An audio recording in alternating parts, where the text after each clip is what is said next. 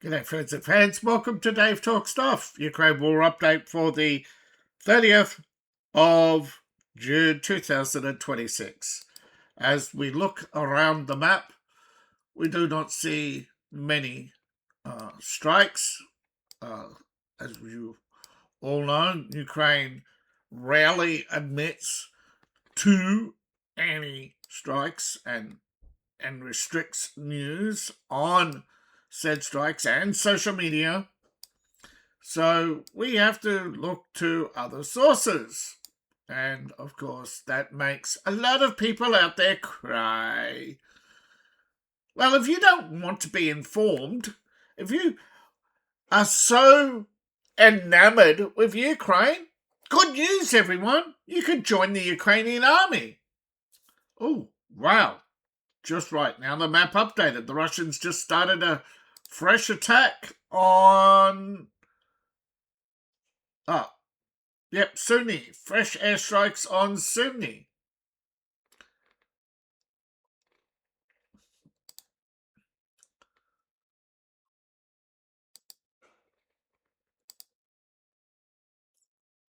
There we go. Russia's blowing out the buildings along its border. Well, they said they would. Don't be surprised. Most of the time, it's what they do along the border. They see a building, any Ukrainian structure on the border, boom, they blow it up. A lot of people in America right now, if you put enough pressure on the government, they'll start doing it to those Mexican drug shacks and all those shanty towns. Clear a nice big buffer on the border. Alright, so looks like Russia's back to Vulture.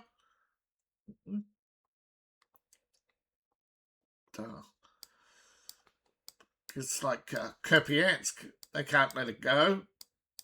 So they will continue trying. They're slowly starting to absorb Krajnaluka. That's one of the problems with the grind is they use limited manpower. Of course, the reason why they use limited power is the ratio. The more manpower you use, the casualty rate goes up. Rate. That's what most people mistake. They think, it's only 1,000 out of 600,000? Yeah, but you add that up, that's you expect to be fighting between 1 and 2 years. You don't want to be in an army with a high casualty rate, with thousands a day. 1,000 a day might actually, and remember, casualty. For some reason, Ukraine keeps claiming they've killed 1 million. They haven't killed 1 million.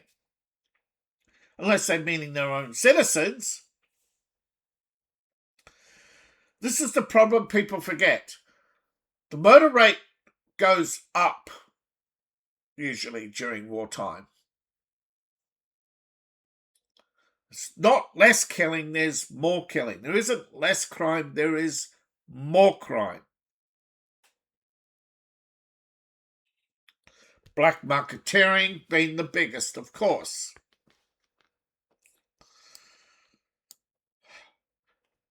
Now, we have, of course, combat all the way through the Lyman area, but then it goes cold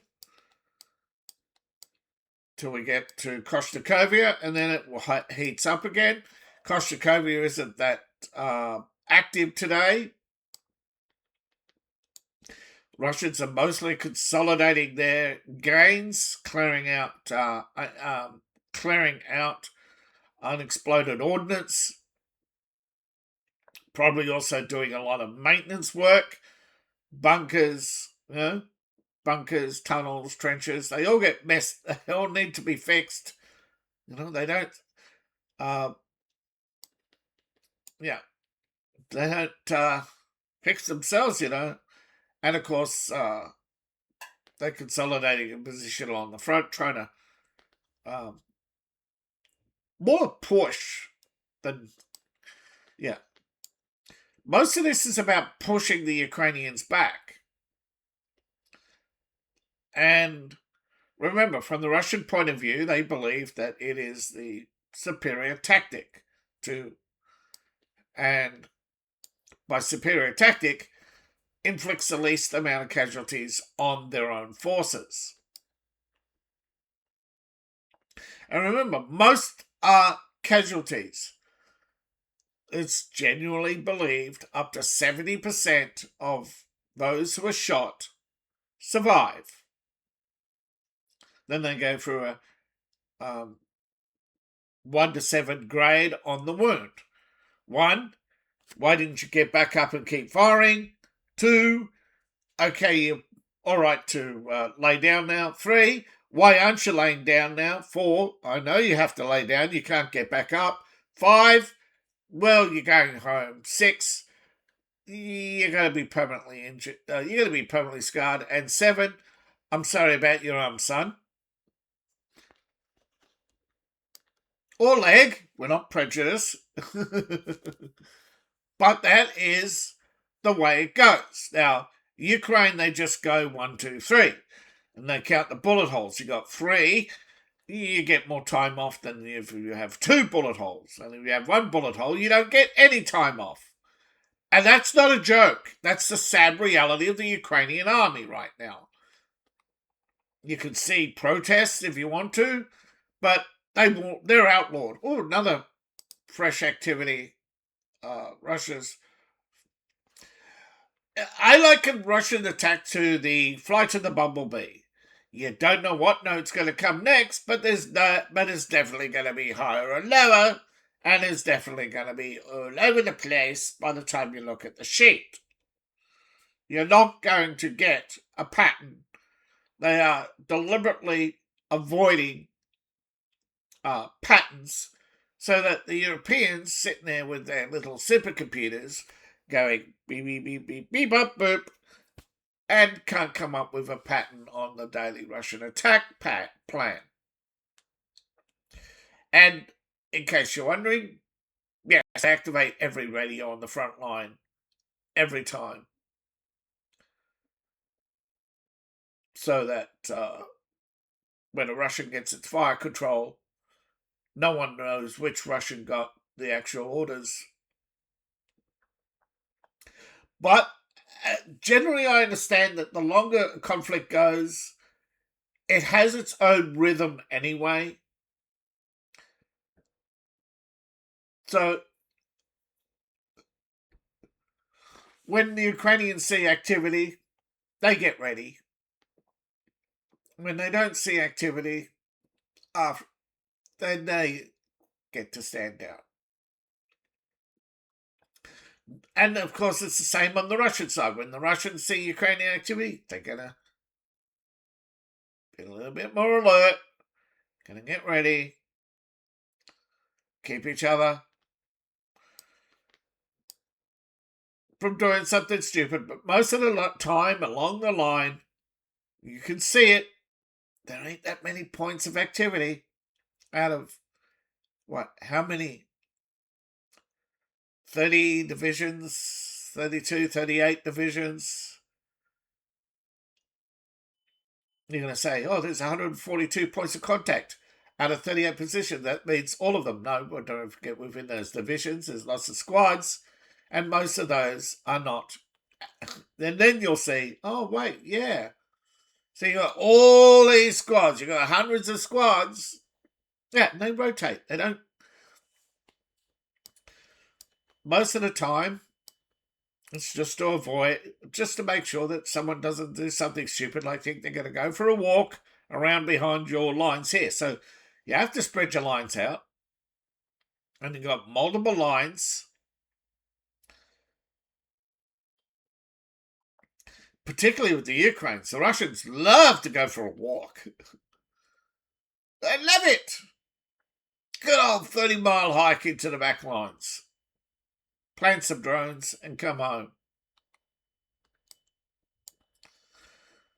But of course, the line's so wide, it's bound to happen that there are already some people behind each other's lines and so forth. And recently, Poland expelled some Ukrainians for pro-Russian activity. All they did was express dissatisfaction with the war. Yeah, there's no freedom of speech in Europe. It's getting to be.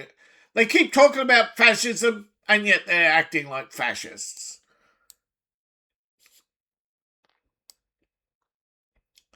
Most of this is more of the same. So moving on, more of the same. No real progress. No changes to the lines. Russians have advanced in or on Bohodarivka, even according to both Russian and Ukrainian sources. Whether they're in or on Bohodarivka, yeah. Now, sometimes, well, I know Russia does this too. You'll have a stunt where someone will decide to be photographed or raise a flag. Publicity stunts. Ukraine's done this too. Where they'll go raise, and then they'll put out a propaganda piece saying, "Oh, the enemies have retreated," and the Russians have been through here before, fighting to get back, and this is one of the few successful Ukrainian counteroffensives. But most of the time, they're sitting there in the trenches exchanging fire and then says, "We repelled an attack, we repelled 8 attacks." 8 attacks in one day? Gosh, you're lucky to get one. But it's the reality. 8 attacks, I doubt you could repel 3, let alone 8. Russia can't afford to put the manpower into 3. But sometimes they do, like Koshnikovia, which is why most of the lines are thin. But it's thin for the Ukrainians as well. I don't know why and I'm saying the collective Ukrainian Russian command is so dishonest when the state of the war is so well known. Why are they hiding the state of the war? From a Ukrainian perspective, I guess the government wants to justify the emergency and keep most of the country on lockdown and keep itself and justify not having elections. For Russia, it's a matter of keeping the population from, and this has happened before, we've seen how misinformation and disinformation and melancholy spreads like wildfire. So Russia gives its population enough to know what's happening without panicking or worrying. The general consensus, however, from Russia is that Putin's not doing enough. They want him to use more. They want him to put more air power. They want to see more bombings, more rocket attacks. The general Russian population, about 70%, believe he's 68%, sorry, about 70, want Putin to do more. They want to see a Ukrainian city crushed. They want to see big buildings in Kiev toppled. More of them.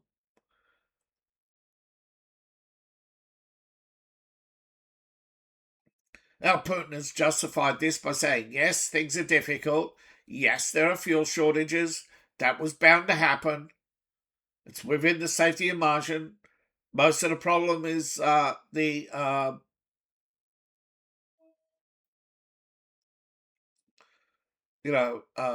change of pace, right? And war has changed pace, and they are keeping up, and they're working to get ahead of that. And some days, as you can see, Russia does get ahead and take out lots of Ukrainian drones. And at the same time, Russia's still able to keep up the pressure on Ukraine.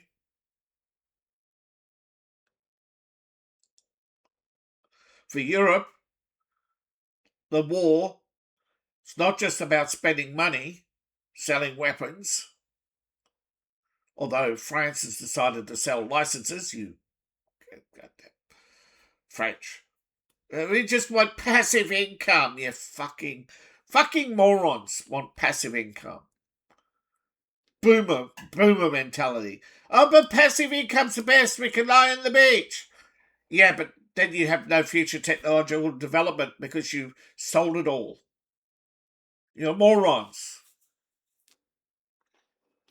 You know, the people who want passive income are retirees, okay? Brain dead retirees. They're too silly, too gutless, too selfish.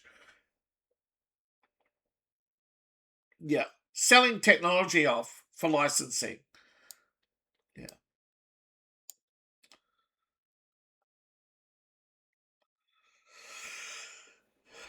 But they're not going to produce. The thing is, this is, I suppose, somewhat it does reflect World War II because German production was in Germany, easy to find. Most of English production, even if Germany managed to bomb it all, was in America, out of their range, out of their reach, and Russia has to rethink how it attacks Ukrainian supply lines, and that's where I think the next phase of the war is headed. How is it going to turn this area into denial? This triangle. That's where I think the war is headed now. This triangle. Because if Ukraine can't get anything into this triangle, now it will probably start small, working out area denial. And once they figure out large scale area denial, right, that aerial battle intensified with 1 to 200 drones on either side, slogging it out for supremacy, which is what this war is about. Ukraine wanting to prove its supremacy. If you haven't figured out the Ukrainian psyche on supremacy, just go read the Kiev Independent front page and see how they're always glorifying Ukraine can do this, Ukraine can do that. Ukrainian businessmen in Warsaw are the best cafes. Ukrainian businessmen in Germany have the best beer halls. You can go see it time and time again. And once you see it, you can't unsee it. And you start to see why Ukraine started this war. So wanted to prove they're better than the Russians. You hear Zelensky talking about how Ukraine's going to provide a better sky shield than America. Once you see that story, you can't unsee it.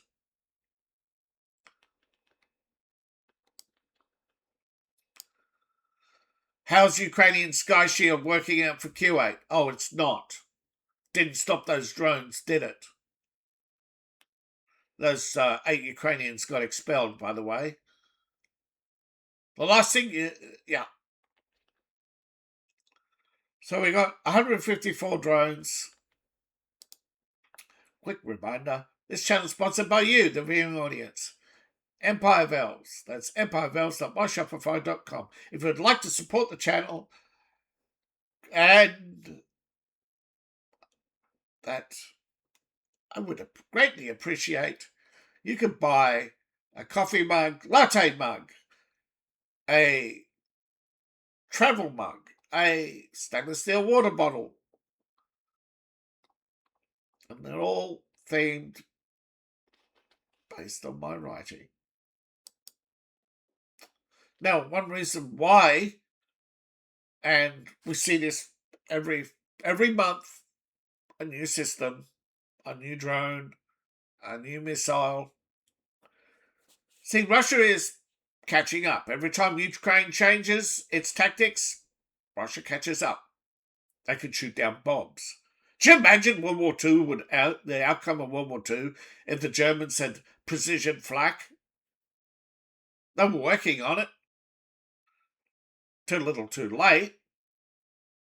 But precision flak, well, that took only,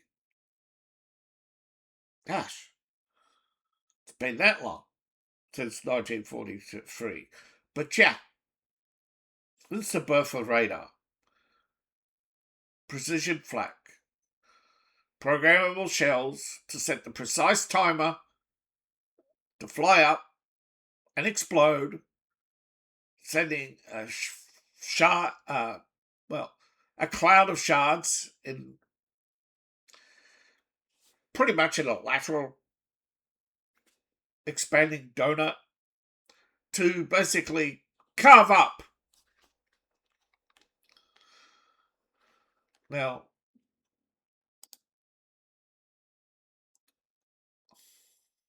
minigun go brr. Well, it's not a minigun, it's a chain gun. It uses chain fed ammunition, 30mm.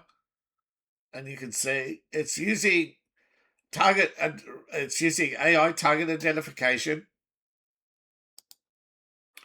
Interesting side note. Hong Kong and Singapore use the same target identification in rubbish sorting. China is using it, of course, to track its citizens. This target identification is a very powerful system, and it's the size of your laptop. Powerful AI, the size of your laptop.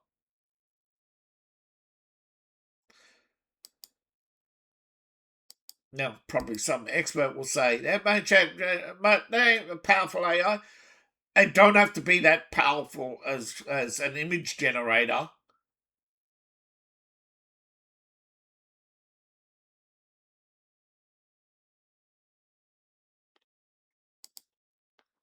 They don't have to be that quick.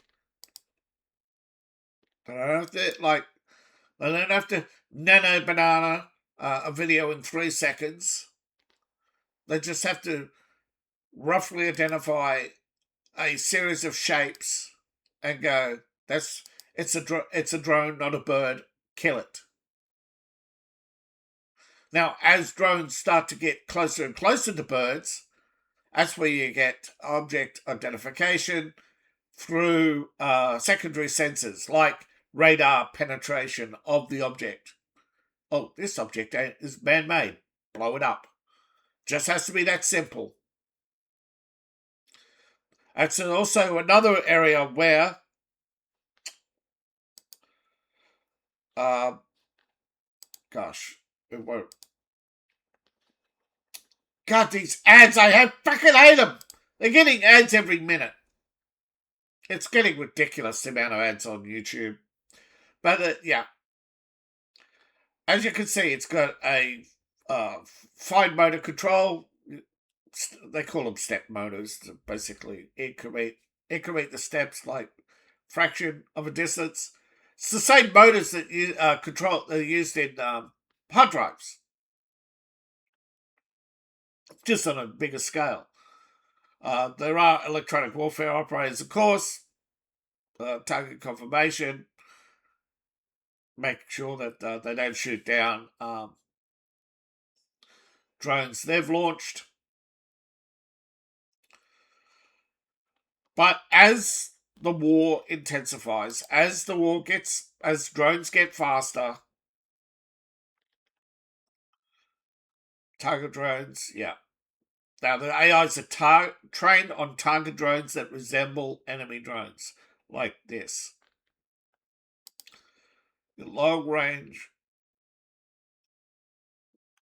No doubt that Germany and Sweden are working on the same systems to deploy in Ukraine.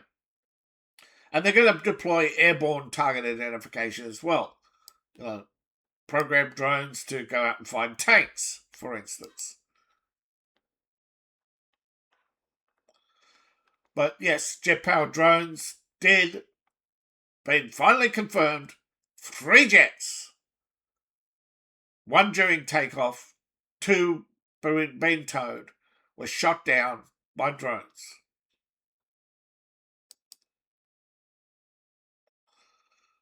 The aircraft that was taking off managed to gain altitude and the pilot ejected. The other 2 were destroyed on the ground.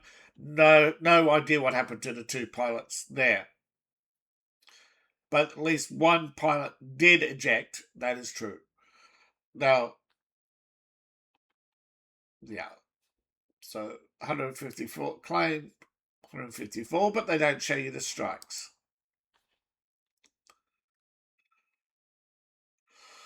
Russia is carrying out, and you may consider this a facade, but they are carrying out a court case that, if goes ahead, will bring criminal charges of murder against the Ukrainian state and state officials and representatives of the Ukrainian armed forces for terrorism. Now, these are the same go nowhere cases that they've tried with Israel, Hezbollah, Gaza, Hamas in Gaza. Now, there were some trials of Syrians, not many, on both sides. Syria, there is still tit for tat killings, but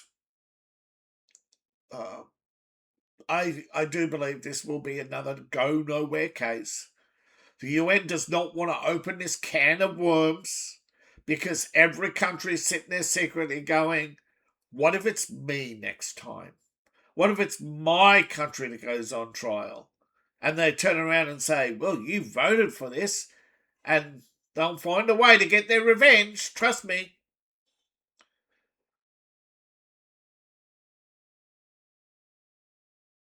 But the UN has got to be seen to do something. So they go through the motions. There is going to be no war crimes tribunal. The last thing the Swedes want is war crimes tribunal.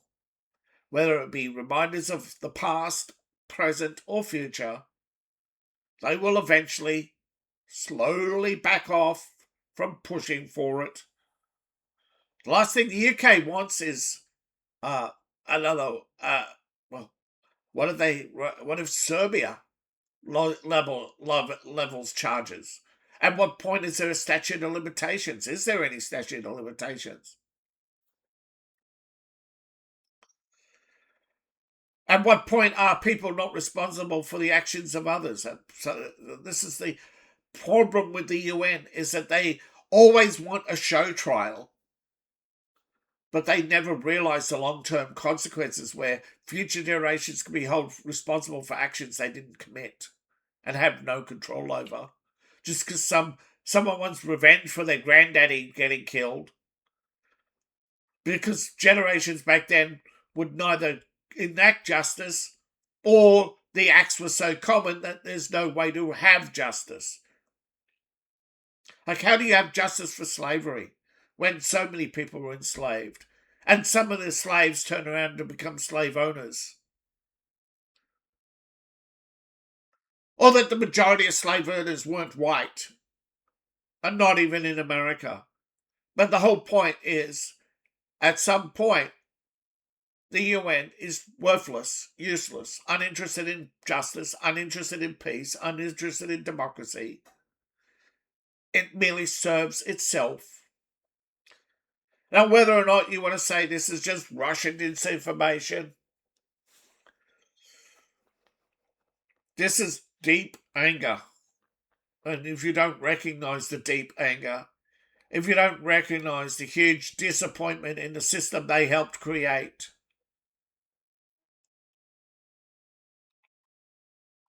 Because let's face it, Russia's past actions created this problem where both Russia and America, all the way through the Cold War, were tit for tat. And then, when it came time for justice, it was never served. Spies were betrayed, murderers let off, crime allowed to flourish, drugs allowed to flood into America, and it all because of chips. And so often, Chip would get a chat on his shoulder, and someone would inevitably fail and be run over by a bus.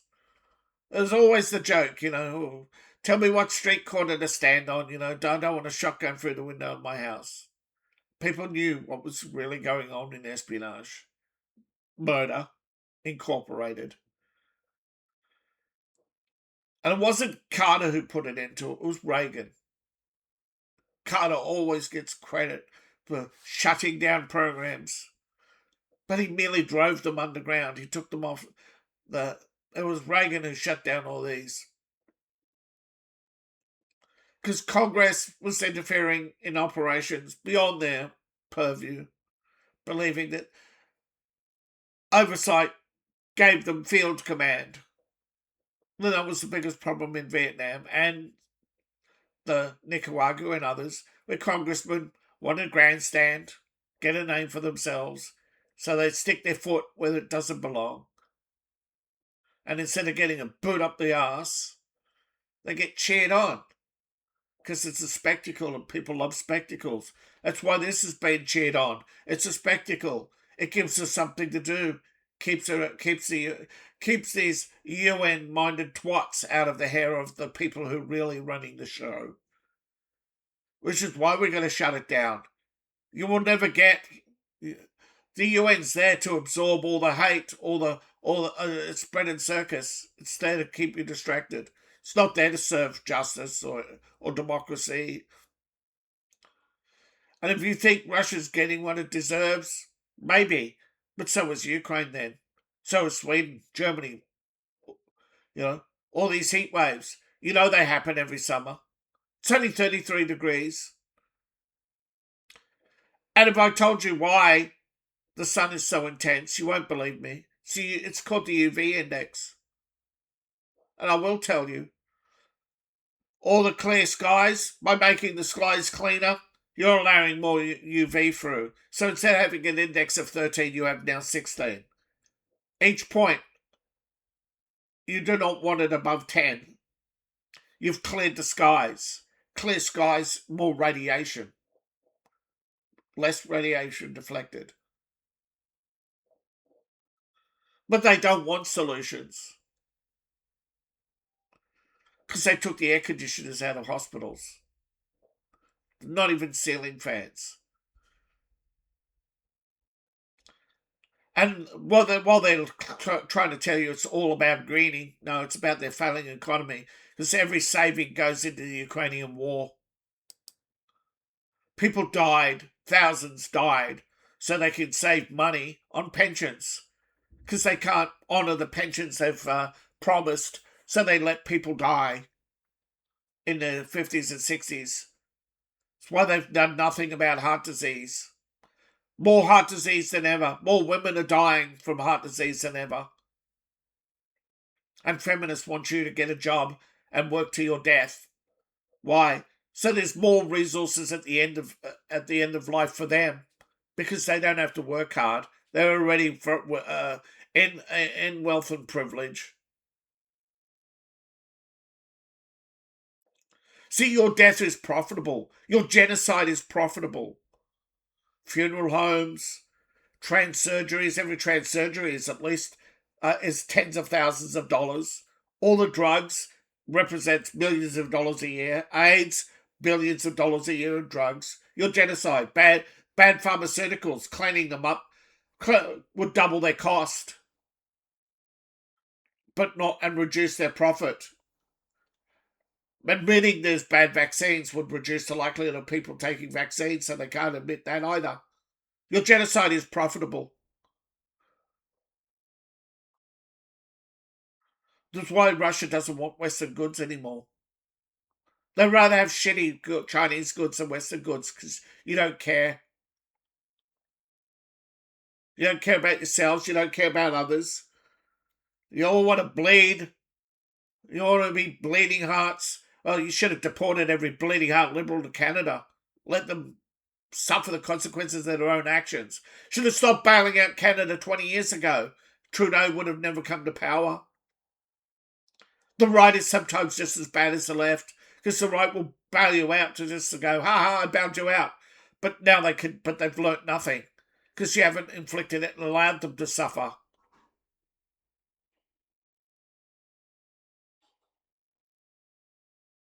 Most of the people leaving California aren't Republicans, they're liberals.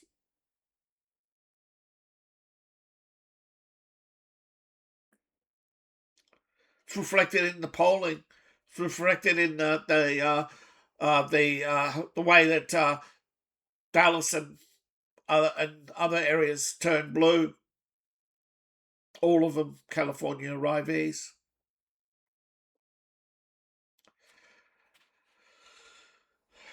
Well, Europe is offering 250. I looked this up. You can look it up too. NATO Kiev seek weapons to destroy Russian airfields and are only offering 250,000 for a weapon, which they'll probably make millions of, to destroy Russian airfields. If you're winning, it's even there, €250, sorry.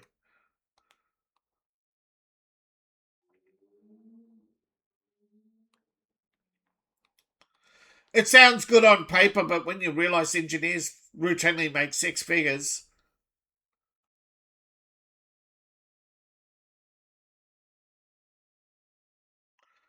Operation Barbarossa, yeah, it was an absolute shocker. On paper, it looked great. It really did. That's the problem. The problem with most wars is that they always plan them to make them look great. 20, 30, maybe 60 years before they sit down and said, oh, well, the problem with Operation Barbarossa is they never took into account maintaining the rail lines, rebuilding the factories. See, it was great, but they were 10 years behind on progress. 10 years behind. Barbarossa was planned for 1952, not 1942. It was planned with a much more robust rail structure, way more air defences, way more trenches. They wanted to build in 6 months, which would take Germany 10 years to build. Even today. After 10 years of building Fortress Ukraine, they're still losing. Because Russia saw they were building Fortress Ukraine. You don't build fortresses where you don't need them, when you don't need them. And all of this to serve China, which is the sad part. Russia is selling intelligence and weapons to China. Scraps of Western equipment. China is watching with its satellites every move made by both sides, planning its own operations based on this, training its operatives based on this. But China is having a huge motivation problem. If the Chinese were more motivated, they would have attacked Taiwan. They would have invaded Korea. A three-pronged attack: Korea, Vietnam, and Taiwan. Bogged down Korea, bogged the Americans down in Korea, bogged down the Japanese and the rest of Asia in trying to defend Vietnam, to defend the rest of Southeast Asia. And then they would cross the straits into Taiwan, and Taiwan would be isolated. America unable to fight a war on three fronts. Because don't forget that there'd be 4 fronts, 5 fronts. China has 5 armies. You have one. I have more manpower. Because you think India's going to help you? India will probably move into the Himalayas and say, we're stopping the Chinese. Maybe they might liberate Tibet. I doubt it. India seems to want to play both sides. Plays everyone and oppose nothing. So keep calling me Russian disinformation if you want, but I'm the only one who's been wanting to end this war so that we don't have one with China, because that'll be millions lost. North Korea doesn't realize it's a target. Or maybe they do, and that's why they have nukes. But China obviously thinks it can do. Can do something about that. Now, I can think of a number of large-scale weapons China would employ against Korea without having to invade. But they want to invade because that would bog down. It would most likely be a subterfuge, bolster North Korea's army to fight the South. But they wouldn't want a winning war. They would want a bog down war. So they wouldn't do that. The problem is if North Korea just goes in and wins, there's no. Yeah. So right now, China hasn't got the war it wants because they can't figure out how to get what they need. And that is a 5-front war.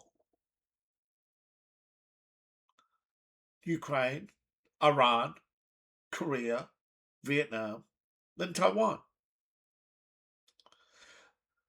Maybe they won't go for Vietnam. Instead, they'll go for something isolated that only India could deal with. And that would be Nepal or Kashmir. Or maybe they want a 5th war or use Pakistan as a 5th front. But ultimately, China, wanting to be number one, has to reduce every country around it to not even, and that includes India. There's no rising China. There's only taking others down. The world is overproducing by 31%. I've done videos on this.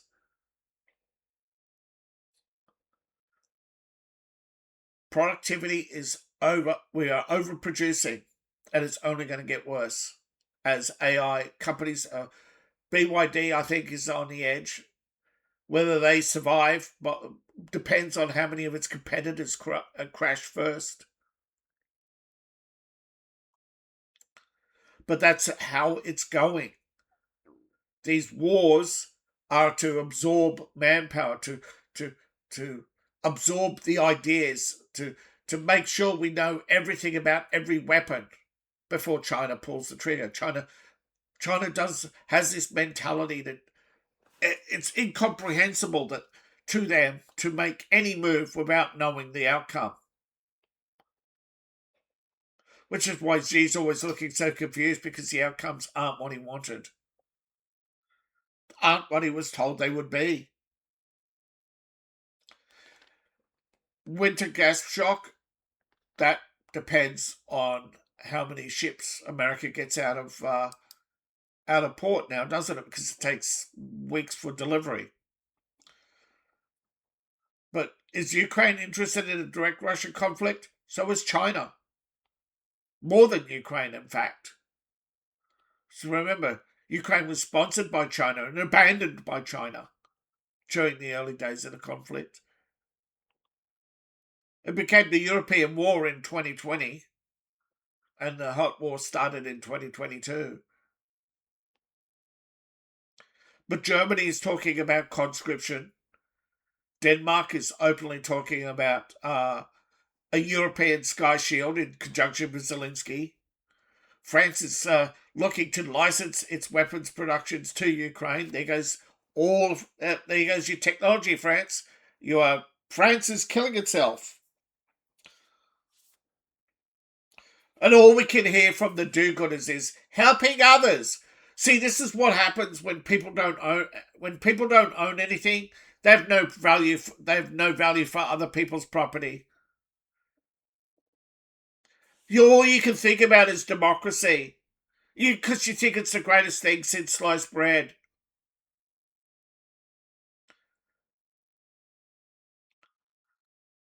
Look around you. Democracy's a farce. The government can say anything it likes, quote any polls it likes. There's no comeback. There's no justice for lying. The media lies. All the politicians lie. You have most of the Democrat Party cheering on Iran. Don't just whip on a dime and say, "Oh, we were just trying to, proportionate response. Hold. We're just trying to hold down. We're trying to hold Republicans accountable. They always got an excuse, and there's always someone who's going to be stupid enough to believe it. It's why we can't have nice things. It's not the top 1%ers oppressing us, it's the bottom 1%. Think about it. Why do we have security airports? The bottom 1%, the top 1% don't blow up airlines. The bottom 1% do.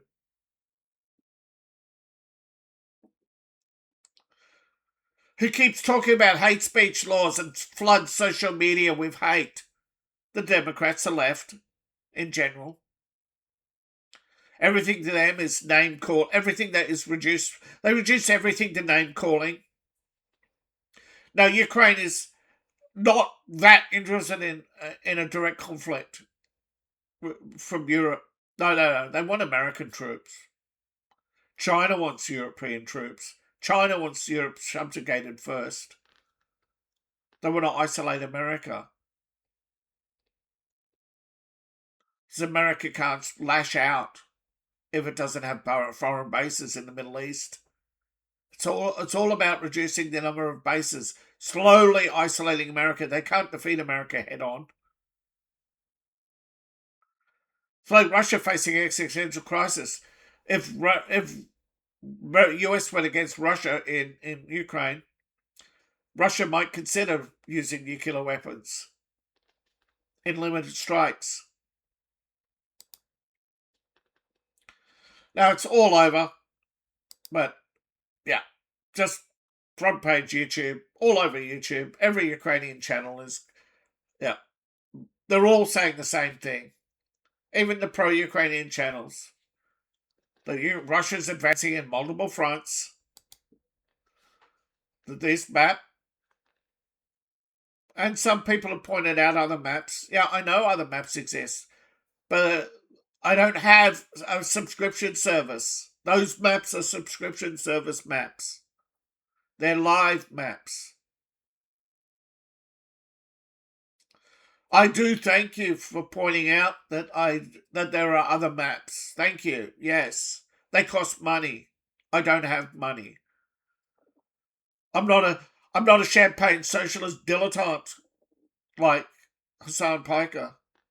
I didn't get lucky at video game and make lots of money off video games like Asmongold. As you notice, that's why there is a 1%. Because the audience doesn't spread themselves out. I'm not a Mr. Beast who had 50 million, who grew and grew and grew because he had money behind him. Because the audience, you hear all the time in America, equality, fairness, success for all. But what do? They line up behind the richest they can find in their field every time. They don't give others a chance. They let the media pick for them. They let the social media companies pick for them. Success in Ukraine is the same way. It's decided by the government. Perhaps Ukraine's more honest about it, where people know your success is based on the government.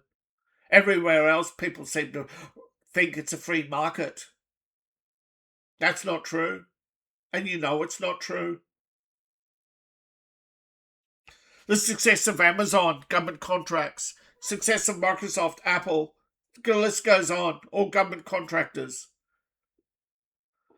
So all these people saying Elon is only rich because of government contracts.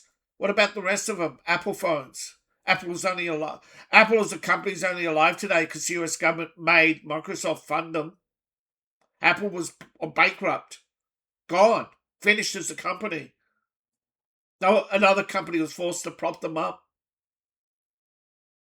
at massive expense. Yeah, isn't it amazing? Bill Gates is actually poorer because he was forced by the government to subsidize Apple. And then Apple stole and was caught stealing and was forced to pay $68 billion in fines to Samsung. But most people still think the iPhone was first. Most people don't know the truth because they don't want to know the truth. And in many respects, the truth doesn't affect their life anyway. And that's the sad part. It's because we don't value property. We don't value people's rights. All we care, the only people bleating about rights are women complaining about women's rights. But what were rights are you bleating about? Say it. You want to murder children. Say it. Just like Ukraine. Say it. You want to murder Russians. Say it. Be honest. But the reality is liberals don't want to murder anyone. They want others to do it. They always want the responsibility to someone else so they can say, and we didn't do it. Yeah, but you cheered it on, didn't you? Everyone with a Ukrainian flag in their bio should be rounded up and sent to Ukraine. And be done with it. Because ultimately, this isn't just our war. It's not an existential threat. We can set a red line, and if Russia crosses it, that's it. Diplomacy's not that difficult. The difficult part is dealing with all the idiots, the 1% who keep dragging us down. This would have been over if it wasn't for those idiots. If it wasn't for that fraction of percentage that Europe needs, the liberal establishment needs to maintain its facade, because it isn't a democracy, they are not popular, they're not the most... you can look at any poll and ask, well, if this poll was true, why are they voting for Macron? Why are so many people in France dissatisfied to keep voting for Macron? Why isn't there mass deportations? Again, it's the fanatics. The fanatics, the right, they won't do anything about the left because they need the left. It's the same. The left can exist in a bubble without, the right can't. The right needs. The left needs an enemy, but the right needs the left because they're the obvious enemy. It's not the 1% impressing us. The 1% are desperately trying to protect their wealth because the rest of the world just wants to take it off them. You look at what's happening in China. Any successful company is only successful on paper. The government comes in, finds, holds the business leaders hostage, just keeps them alive long enough, right? Lets them have a little taste of success and power.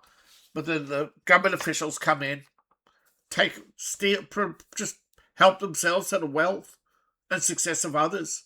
That's communism. That's what's going to happen in New York soon. It's already happening, in New York, where people just walk in to grocery stores and help themselves because they think you've got to share the wealth.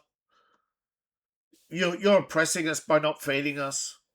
That's what happens when you think you're entitled to just survive.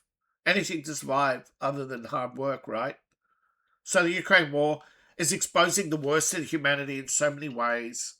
A parasite state is revealing the parasitical nature that you're not taught about. The third part, there's three paths in life: the hunter, the gatherer, and the parasite.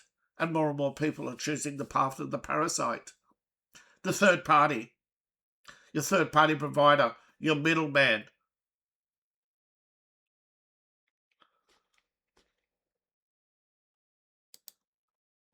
Thank you for watching. Please like, share, subscribe. Please support the channel. You can support the channel on Patreon. Buy my books. Buy my merch. I appreciate each and every one of you. See you in the next video. Bye for now.